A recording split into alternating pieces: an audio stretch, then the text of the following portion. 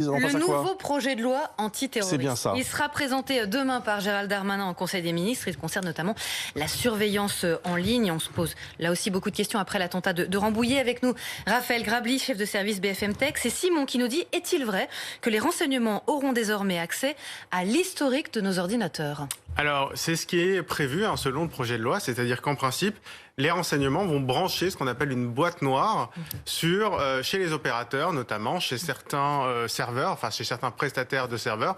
Et cette boîte noire, en fait, elle va faire fonctionner un algorithme qui va analyser en permanence les sites, tout simplement, les sites sur lesquels se rendent les internautes. Et après, le but, c'est d'essayer de trouver des modèles.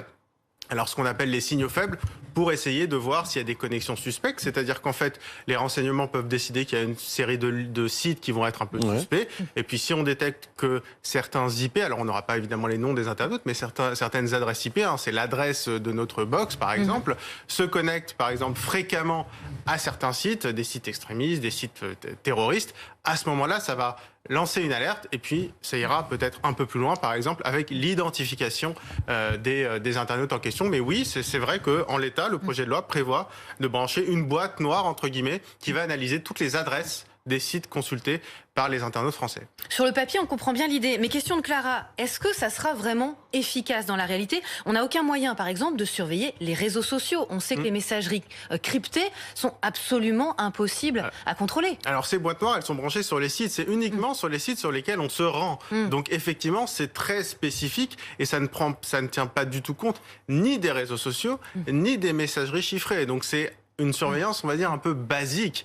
C'est-à-dire qu'on va regarder simplement si les Français se connectent à des sites. Après, aujourd'hui, est-ce que, entre guillemets, les terroristes potentiels vont aller simplement se connecter sur un site pour se renseigner, ou est-ce qu'ils vont plutôt utiliser des réseaux sociaux ou des messages? Ça peut être les deux. Ça peut être les deux. On l'a vu par exemple avec, malheureusement, le terroriste de Rambouillet qui avait consulté des sites. Ça peut être une alerte. Minutes avant. Mais en fait, le problème est très simple, c'est que de toute façon, on ne le saura pas, parce qu'évidemment, cette procédure relève du secret défense, et que des algorithmes comme ça, en fait, ils datent de 2015. Il y a la loi de renseignement de 2015 qui en a prévu une série. Alors, moins précis, il n'y avait pas notamment les adresses des sites, mais par exemple, on n'a aucune information quant à l'existence d'une seule attaque qui aurait été évitée grâce à ces outils. Et le problème, c'est que non seulement on peut se demander si le gouvernement veut, on va dire, communiquer là-dessus, mais aussi, évidemment, il y a le secret défense. Donc, c'est très compliqué d'avoir un retour, même pour les autorités, c'est très compliqué d'avoir un retour sur l'efficacité de ce système. Alors que ces questions de surveillance, ça interpelle notamment Guillaume. Là, on n'a plus rien à voir avec le terrorisme. Il voudrait savoir si son employeur, lui, a le droit de surveiller les sites Internet sur lesquels il va sur son lieu de travail. Oui, alors là, c'est très différent, parce que quand on est au travail, on utilise, en principe, les outils de son employeur. Quand on est au travail, on utilise l'ordinateur de l'entreprise.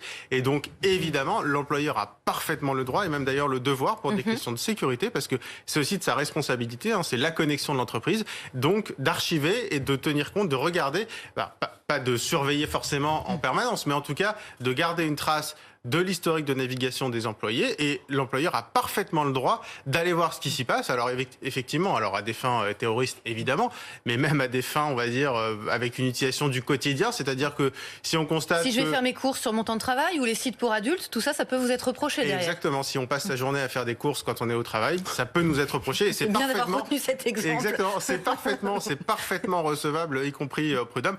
Par contre, l'employeur n'a pas le droit de mettre des outils de surveillance, et forcément la question se pose avec l'essor du télétravail. L'employeur ne peut pas, par exemple, mettre des logiciels espions pour vous surveiller. Ça, c'est totalement interdit.